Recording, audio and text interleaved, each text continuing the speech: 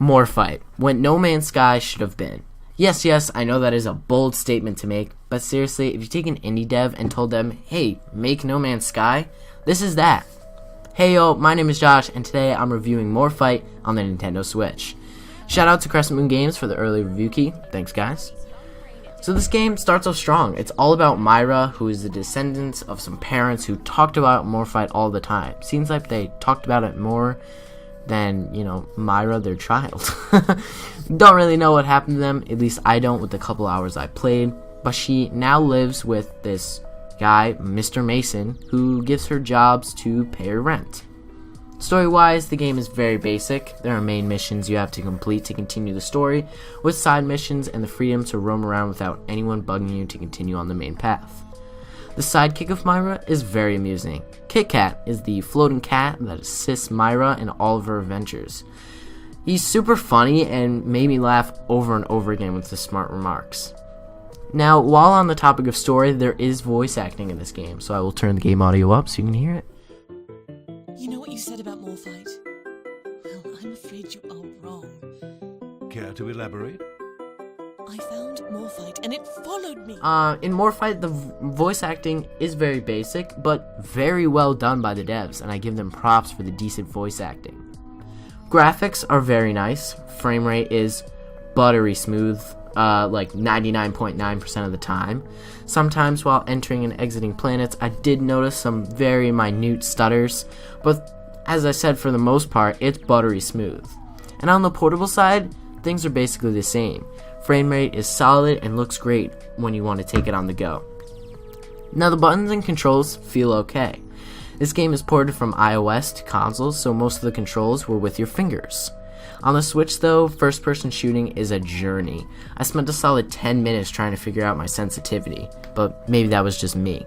While getting used to aiming on the Switch, I didn't use that most of the time, so bless up to all the devs who put in a target functionality so you don't have to aim all the time.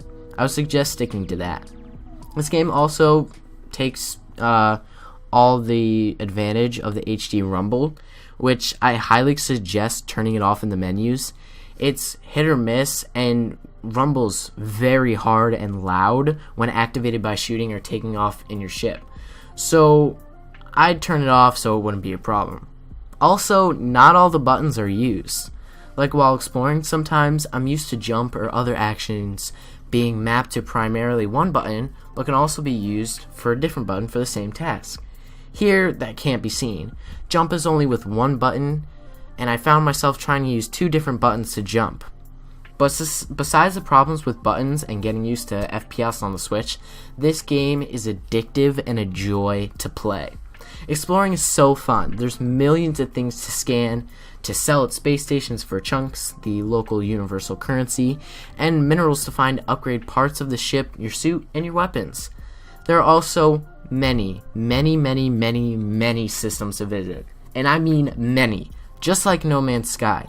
I found myself while traveling to different galaxies and planets, sometimes interrupted by Kit Kat because an abandoned ship dropped loot asking if I should go get it, or a random ship encounter and I needed to fight it, which I thought was a nice touch on the risk and reward, which is pretty cool. I enjoyed those sequences.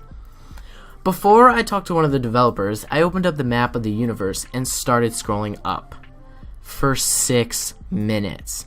This is the footage I recorded sped up at 1750%. There's no end. And I went to confirm with Josh Precyson of Crescent Games, and there are 100 million different systems. Only systems. That doesn't include the planets inside those systems, which are all randomized, and that to me is absolutely insane. So, the final verdict. Should you buy this game? Yes.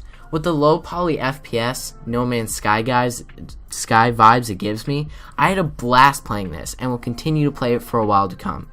Despite the problems with buttons, aiming, and trying to scan that gosh darn deer, seriously, it's so tedious. I'm going to give Morphite on the Switch an 8.5 out of 10. So you should hop on the eShop right now and go buy it. Like, it's super fun. Thanks all for watching. Give this video a like if you enjoyed, and subscribe for that more A1 quality content. Oh, and of course, buy this game. Peace.